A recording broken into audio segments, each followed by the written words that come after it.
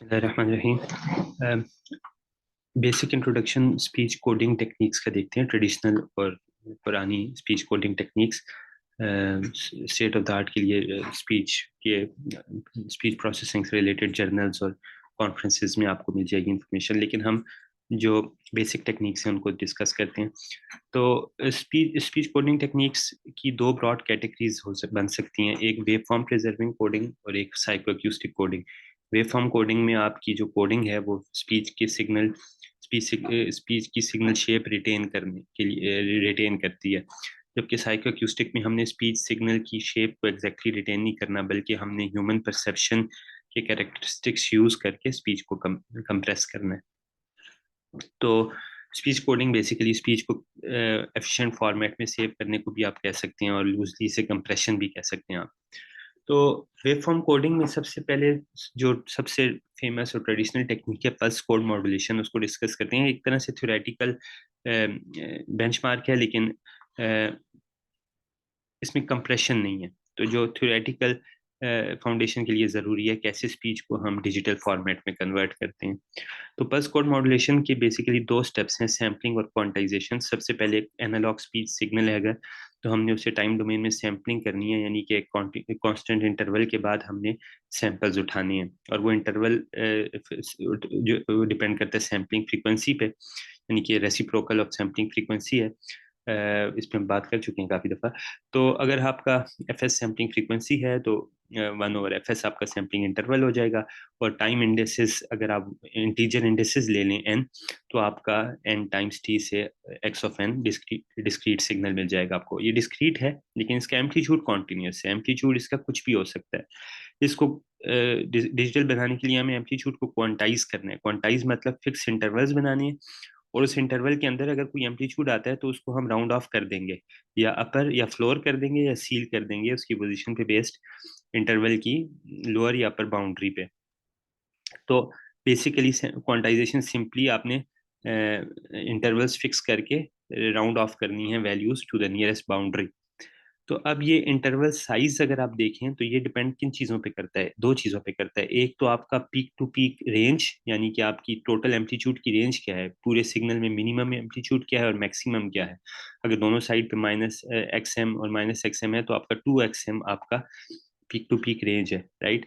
और अगर आपका अगर आपका फाइन, तो अगर आपका जो peak to peak range 2XM है, इसको अब आपने डिवाइड करना है फिक्स क्वांटाइजेशन इंटरवल्स में। तो आप ये भी आपकी चॉइस है, लेट से आप एल लेवल्स सेलेक्ट करते हैं, तो आपके कितने इंटरवल साइज क्या होगा, peak to peak range divide by L, right. हर total range divide by interval size, number of intervals, ये हर इंटरवल का साइज होगा।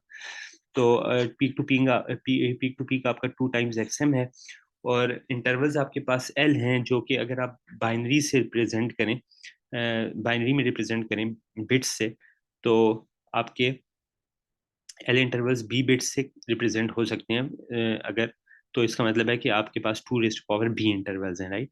तो ये हम फंक्शन ऑफ बिट्स, क्योंकि बिट्स की बेस पे साइज डिटरमिन होता है कि किसी भी फाइल का आप साइज क्या है वो बिट्स में आप मेजर करते हैं, या बाइट्स यानी कि 8 बिट्स में।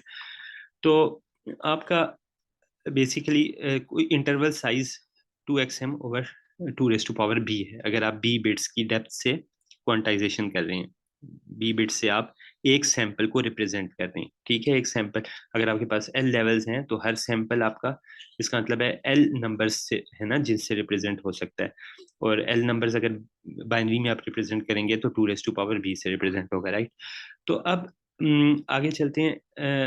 आपका अगर क्वांटाइजेशन इंटरवल डेल है, यानी कि एक क्वांटाइजेशन लेवल से दूसरे का डिफरेंस डेल है, तो अब आपको पता है कि ये डिटरमिन करेगा क्वांटाइजेशन एरर, जो कि बेसिक प्रॉब्लम है कि क्वांटाइजेशन की वजह से आपका, एक तो सैम्पलिंग फ्रीक्वेंसी की वजह से आपको पता है डिस्टॉर्ट हो सकती है स्पीच, लेकिन वो अगर आप नाइक्विस्ट क्राइटेरिया को फॉलो करेंगे तो फिर आप उसको अवॉइड कर सकते हैं। आप सैम्पलिंग क्वांटाइजेशन, अगर आप क्वांटाइजेशन इंटरवल आपके बहुत बड़े होंगे तो आपको पता है राउंड ऑफ बहुत ज्यादा हो रहा है, तो स्पीच में आपको डिस्टॉर्शन, क्लिपिंग या noise noise basically random feel होगा, क्योंकि आपकी जो वैल्यूज हैं, जो रिकंस्ट्रक्शन है वो परफेक्ट नहीं हो रही फिर जब आप एक बड़े क्वांटाइजेशन इंटरवल में क्वांटाइजेशन करती है।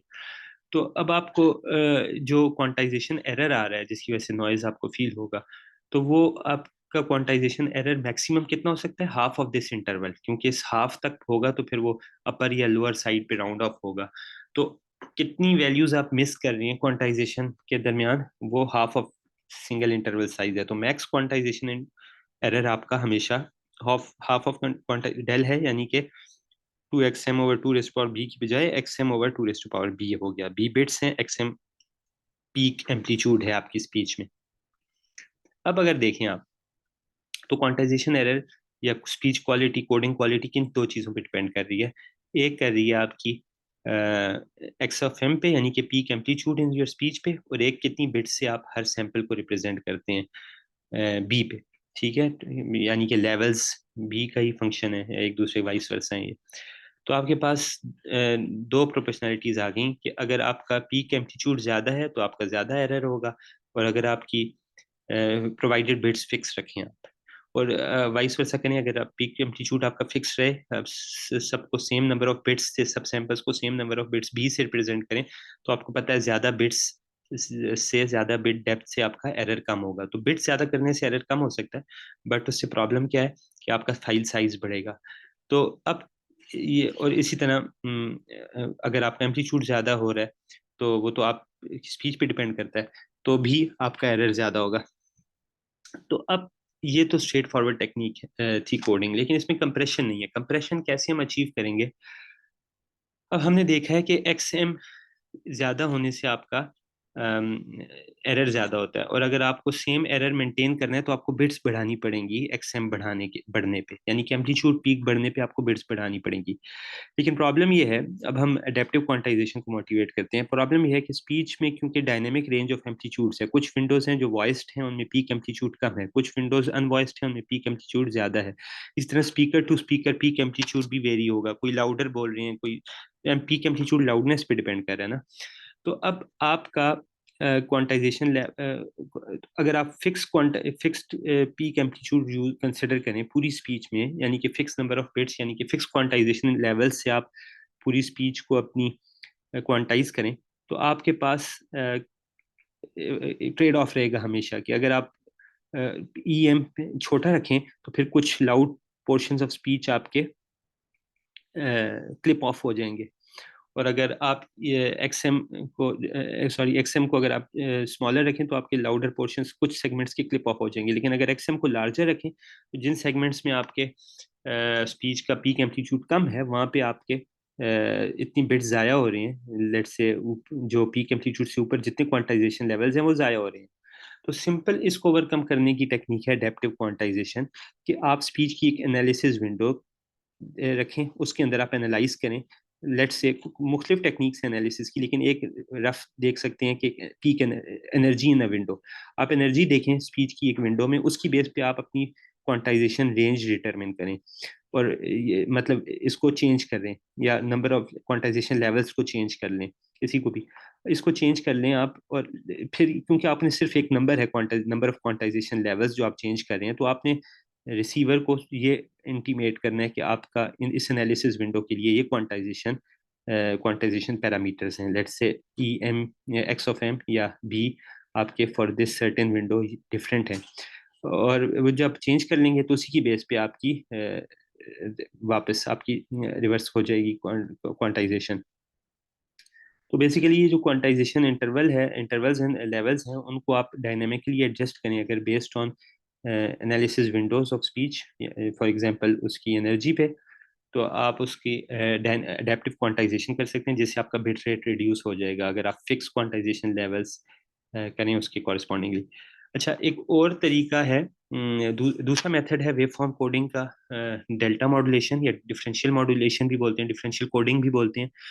इसमें आप ये करें, अगर ये तब वैलिड, अच्छा sorry, adaptive quantization most effective कब होगा, जब हमारे पास काफी सारी dynamic range of amplitudes speech में, कहीं पे काफी लाउड हो, कहीं पे लाउड ना हो, तो ये काफी इफेक्टिव हो जाएगा।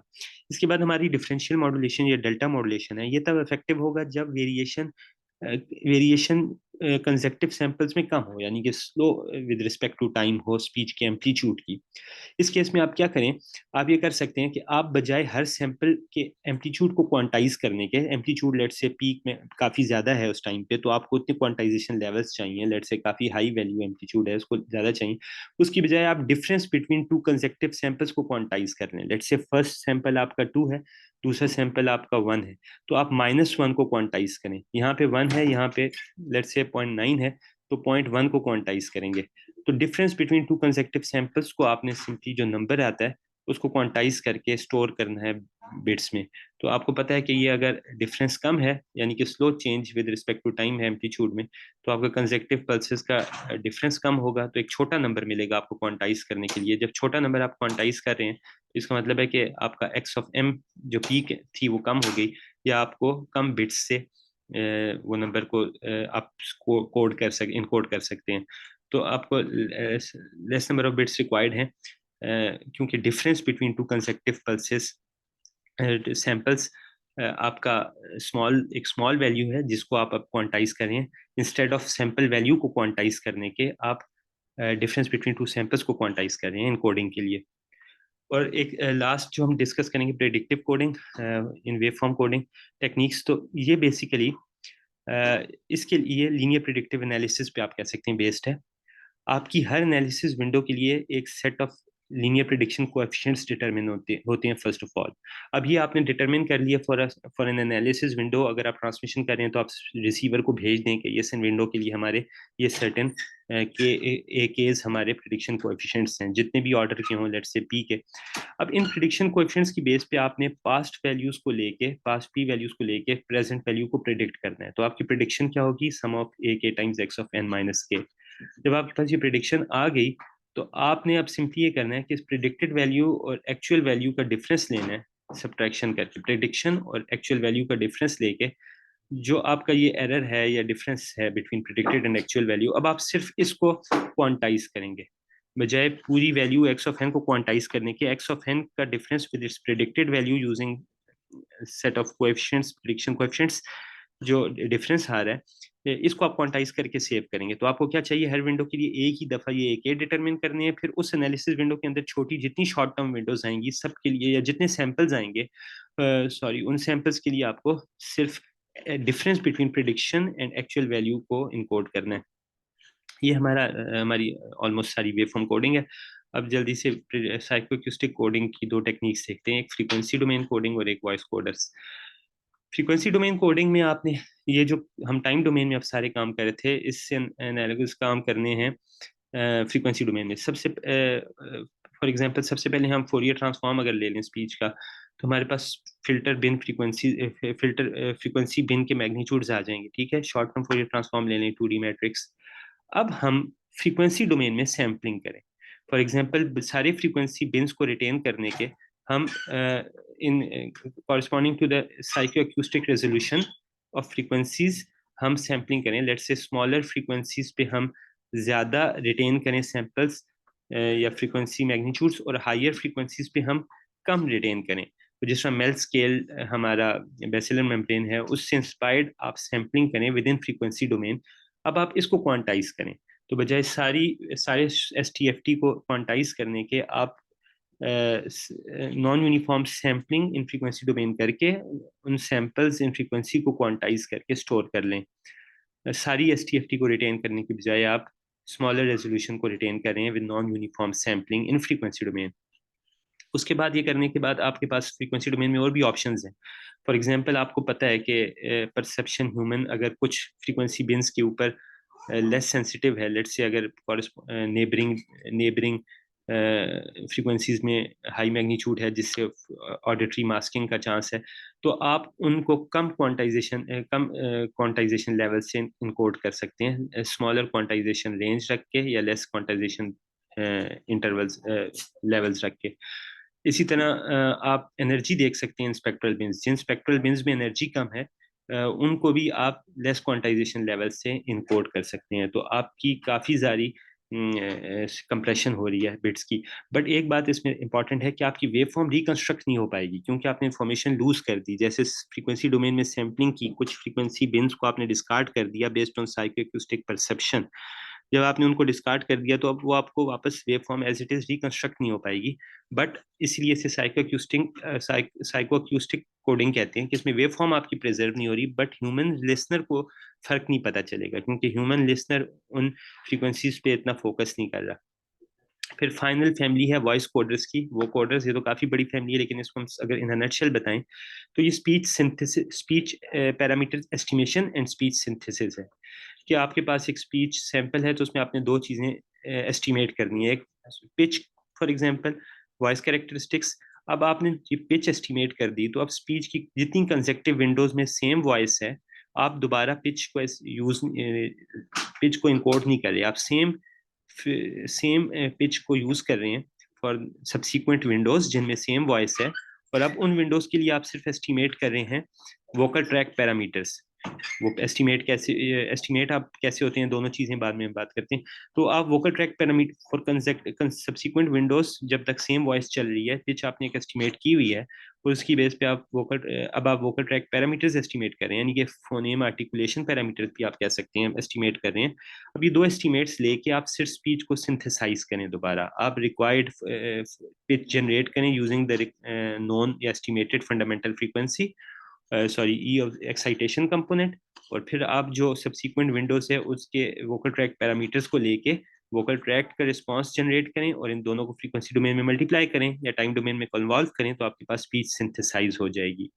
अब इसमें मेन पॉइंट ये था कि पिच कैसे एस्टिमेट करें। वो हम सिंपली सेप्स्ट्रम या लीनियर प्रेडिक्टिव कोडिंग से कर सकते हैं, जैसे हमने देखा है पहले स्पीच फीचर्स में। सेप्स्ट्रम में कैसे हायर क्यू फ्रीक्वेंसी रेंज या हायर सेप्स्ट्रल कोएफिशिएंट्स आपको पिच का एस्टिमेट देंगे। लीनियर प्रेडिक्टिव एनालिसिस में आपका प्रिडिक्शन स्पीच माइनस प्रिडिक्शन आपको पिच एस्टिमेट देगा।